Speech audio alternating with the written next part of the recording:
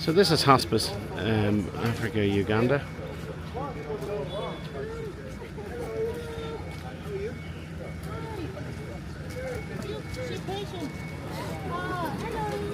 And here's the majority of the crew that made it all happen.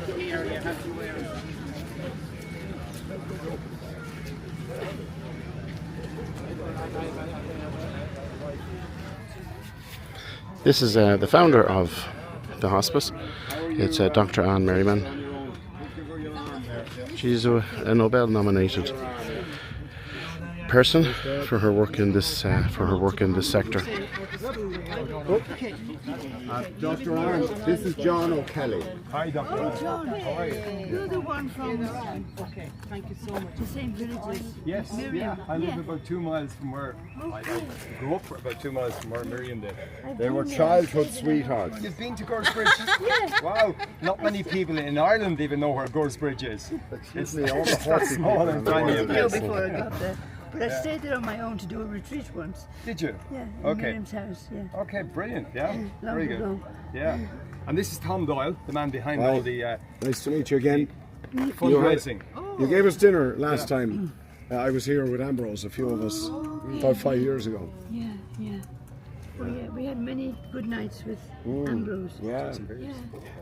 I was hoping the girls from my house would come because they knew Ambrose better Okay, than okay. even Hospice knew because Right.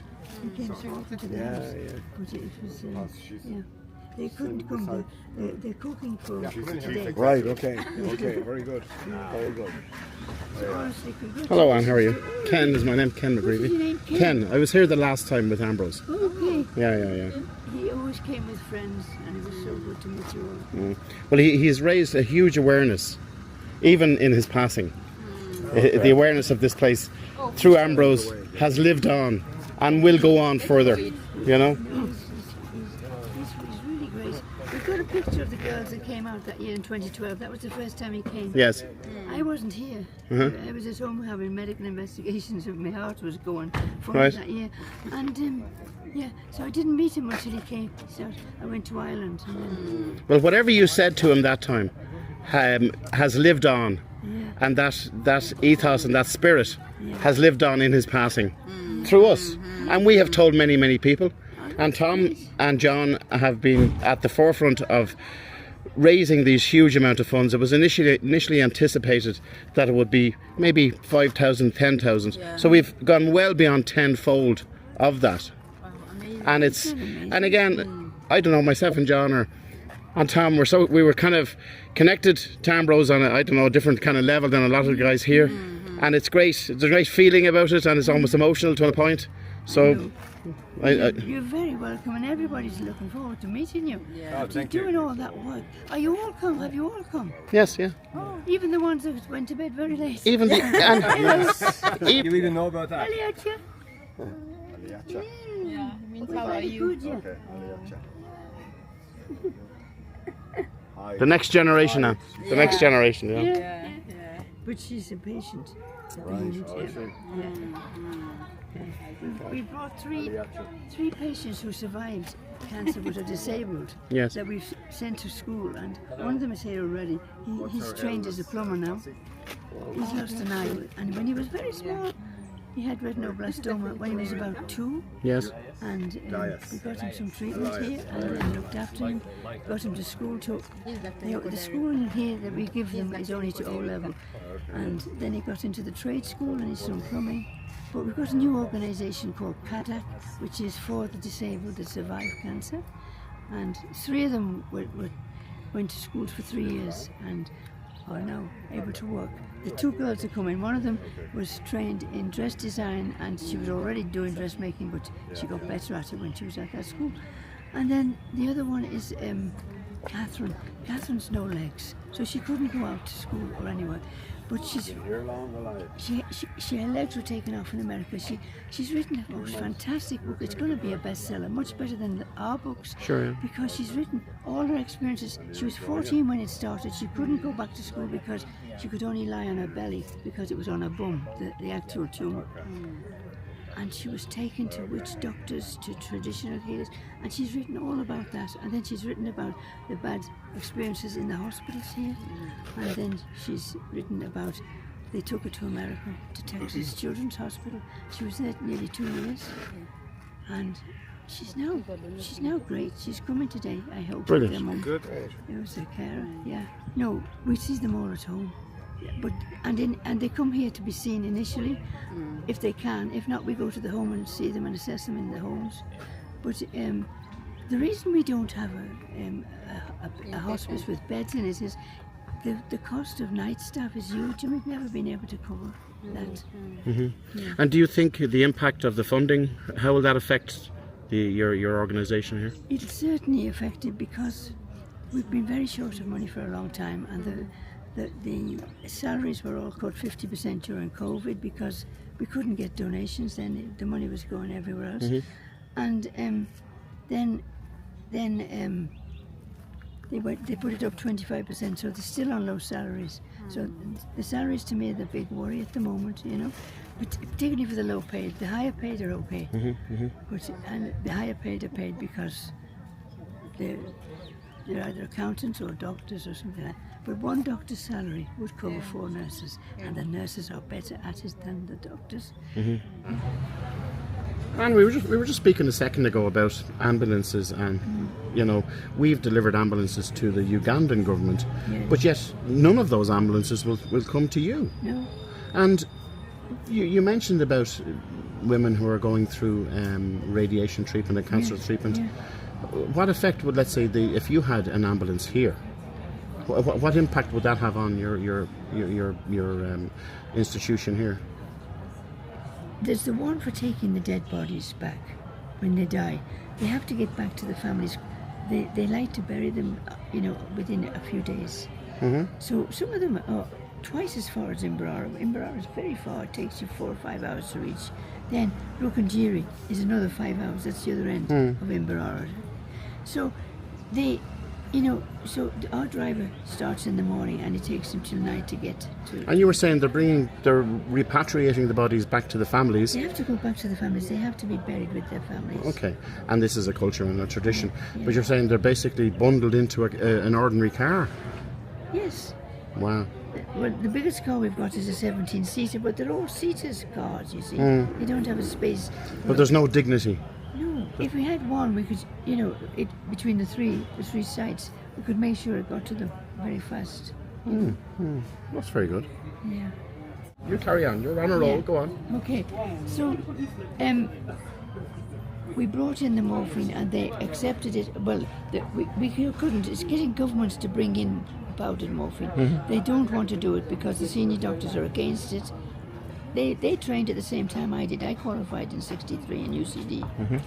And 63, you see, that was what we were all taught. Don't touch morphine, it's addictive, you know. And so we spent our lives avoiding it. So when we got to Kenya, we persuaded them that we were using it in Singapore and it was working very well. And we didn't realise how cheap it was till we got to Kenya. And were you actually manufacturing it here? Was I what? Were you perfecting it, or did you get the raw morphine, or I don't understand the actual it only pharmaceutical end of it. Three ingredients really. It's in 4 with the dye. It's the powder. It's distilled water.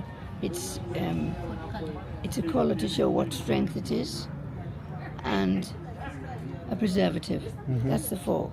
Okay. And is there any assistance from the Ugandan government on this? Yes, we are in what we call something government partnership. It's PPF. A public-private partnership. Public, Yes. So we brought it in, and we made it at the kitchen sink. The first person Really? to make it at the kitchen sink was Michael McGoldrick from Dublin, and he was single at the time.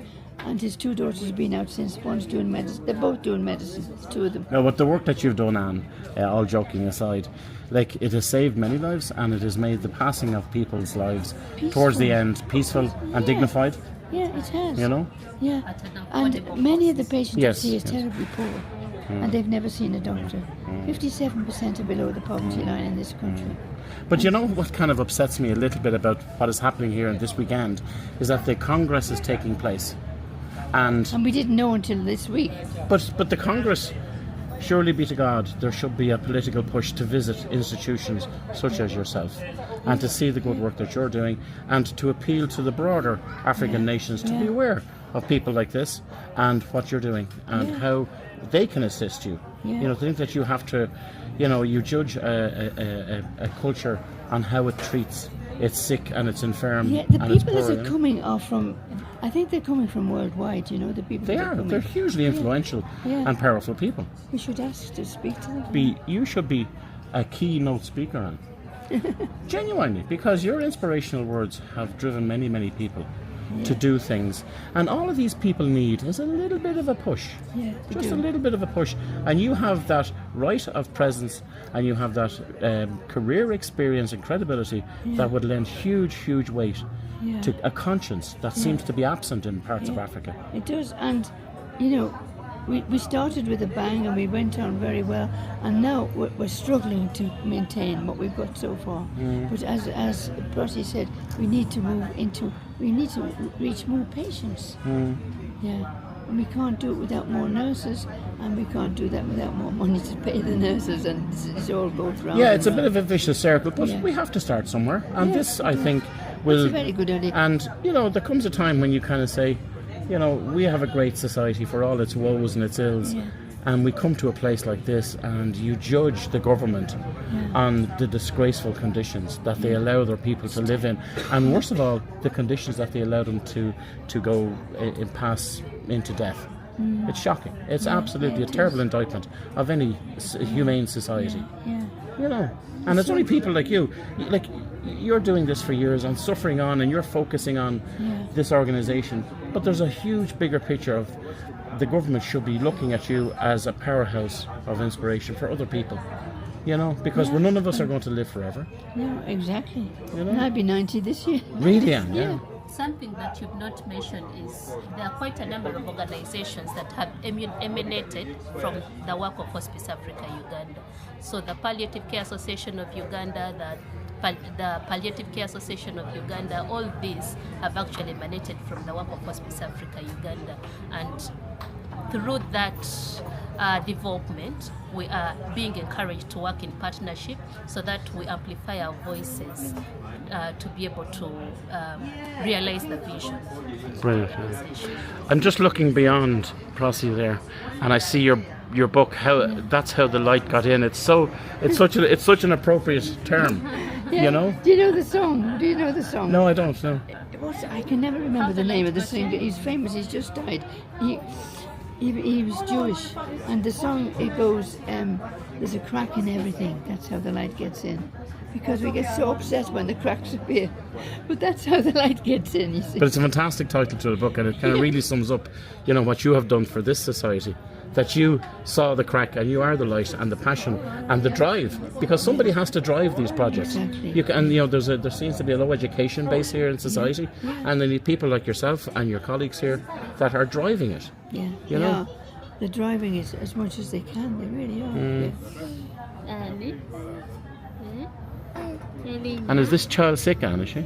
Yes. She's in a The program. little ones that are coming today are on the bed. They're the cancer patients. So this child has cancer. Okay. But she's very good, aren't you?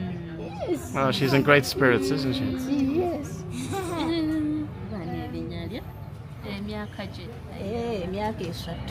She's 3 years. 3. 3 years. Wow, you're big. Leukemia. Okay, leukemia. Okay. Okay. She's receiving treatment at the Uganda Cancer Institute in conjunction with palliative care services here. So she's just very new. She was enrolled in the program in 2020. Went in your eyes, and she's a little girl, and she's very lucky because girls are not as favoured as the boys in this country. So often girls that are sick like this are hidden in the house. Really? Yes. And just let pass away. Yeah, yes. Well, the families might be accused of witchcraft. You see. there's a lot of cultural problems with getting them for treatment, as well as the financial problems of getting them to treat. So she's she's getting treatment at the Cancer Institute. The main Cancer Institute is here in Kampala, but it hasn't got enough space for everybody that's so sick. And we go in we give palliative care to the sick children. The Malago palliative care team does the adults, I think. Yes, it does mainly the adults, Yeah. but still the number is very small. The service providers is small, so they do call on to our expertise to support them. Yes. And are there many children of this child's age in this situation? There are many. And the girls, she's a very good mother to get her girl to the Cancer Institute, because many families, of course, it's not the mother, it's the man that will hide them, you know. Mm-hmm. They're not so keen on looking after the girls as the boys. Yeah. You know, She's and just messing he's with the not sound there. working Hold on, and we'll he's turn that off down. Hold contact on. there, yeah. Turn Is it that too down. loud for No, us? no, it's fine. Sorry, it's And terrible. It's even- terrible to think that with the assistance of your organisation, while the cancer in some cases can be terminal, but in many cases it is not terminal, and there is a great chance of success if they get early intervention. Yeah. But if somebody is closeted or secreted in a house or an environment, sure, that child is given a death sentence. But most of it's the money. They won't even look at them if they haven't got money when they get to the Cancer Institute. And any hospital they go to, the doctors might ask for bribe before they take them in. It's really terrible here at the moment. It's come recently, hasn't it? That's bribes. All right, okay. Yeah, when we came. it So wasn't like kind that. of a corruption within the medical profession. Big corruption. But again, these are things that need to be addressed on a national level and on a pan-continental level. Yeah. So the Congress It is a when you huge say continent, you're right, because even the countries we go into, we find it's happening in their hospitals as well as ours. And you see, I think what happened was they were getting very low salaries, but they're now all getting good salaries. But they continue to get. They were looking for bribes when they had low salaries, and they have continued to do it. But now they're getting good salaries. Wow. It's really. Well, corruption is a kind of a two-headed snake. It starts at the top and it also starts at the bottom. Well, it is at the top. You know, very much at the top. we've seen it Yeah. with the police here. We've seen it with customs. Everybody is looking for a handout. Everybody. You know, Yeah, it's and it's a matter of if you pay people right, the corruption to some extent reduces. But there's also huge greed when they get a taste of it and when the opportunity is available. Yeah. You know, And people particularly will like, Mzungus. Mzungus own the world and they're rich, and that's where they get the money from. and I've heard that term Muzungo before. It means a white person. Well, we've got one lady who has shops, which she gets dresses made, and she went. They demanded millions and millions of money of tax from her, so she went to the tax place to try and find a way around to see how she could talk to them, and the man that was given to her demanded he wouldn't take her around until she gave him 15 million. 15 million! He told her she had to give, and she had to give, and it's a lot of money, you know. And that was before she paid the tax. So Wow. it was, you know, I mean, I couldn't believe it. I couldn't believe they would ask for that. Yeah. And how is your health generally? How are you keeping? Every year I try to die. She's a funny lady. She's a funny lady. Huh? That's a good one. Well, thankfully your attempts haven't been successful. So You know? last year it was pneumonia. The year before a broken leg. The year before it was something else. Every year there's something happens. So here we are in a new year. So please God, nothing will happen. Nothing will I'm happen. very strong at the moment. I really am. You look strong. fantastic and you sound fantastic and your drive is still passionate. You know, Definitely. That will go that's the last thing that'll go. Says you. at my cremation. Well, I'll tell you, Anne, you're an inspiration. And our good friend Ambrose spoke, and it's him who inspired us. And we were here previously, the last time a number of years ago with Ambrose, and we spoke about it for the evening. And I actually didn't get to your house because I was somewhere else, but he came back and he was buzzed up, just buzzed, and you inspired him. And he was a hard guy to inspire. You know, he's not. Yeah, He's well, you it know. didn't take much to inspire. And he had seen some of the work when he came out with his daughter. Yes. Yeah, and you know how we got into contact was my cousin was in the same class as his daughter at school. Oh, really? And she was Yeah. coming out here for a gap year when they're 14, you know. Yes, yes. And she came with 3 girls from her class, and one of them was his daughter. Oh wow. And then he came out because he didn't want 14-year-olds coming on their own without protection. And I wasn't here. I was. I have a heart condition, and it was the first time they found it here, and they told me to go home and get the proper investigations. So I was home the whole time they were here. So I only met him when I went to Ireland. Somebody's behind me touching me. Oh, there she is. Oh, it's Sylvia. Yes. She's our francophone nurse. Ah, very good. Yeah, she's amazing. She's the Anne Merriman of francophone Africa. They used to all be looking for me in anglophone and Sylvia. Now they're looking for her. Well, see, this is all part of the longevity and the passion lives on. Yeah. You know. You lost weight. You look very slim Yes, today. I've lost a little. I've Yeah, you lost look it, very yes. good. Yeah. Sure, thank you. Yeah. Yeah. Well done. Thank you Well very done. much. Thank you very Yes. much. Yeah. She's from I would love to take all the credit, but I can't. I can only take a tiny. I can only take a tiny piece, you know. But the credit goes to John and to Tom, who raised the funding, and who drove us on, and who embarrassed us to raise extra funds. And he had a leadership board, but it was an inverted leadership board. So the fellow who raised the least was put at number 1. So it was a number 1 spot you didn't want to be at. Yeah. You know, so we all struggled to get away. It's like kind of, you know, the bottom. So you get in the middle somewhere, you're okay, you know. But it's amazing when people are pushed. People say, "Oh, I don't want to do that. I don't want to ask my friends." Get off your ass and do it. Get off your ass and get out of your comfort zone and do it. You know? I was supposed to invite, and I would have. Gosh, I wonder would she come now? Naomi. I asked Naomi.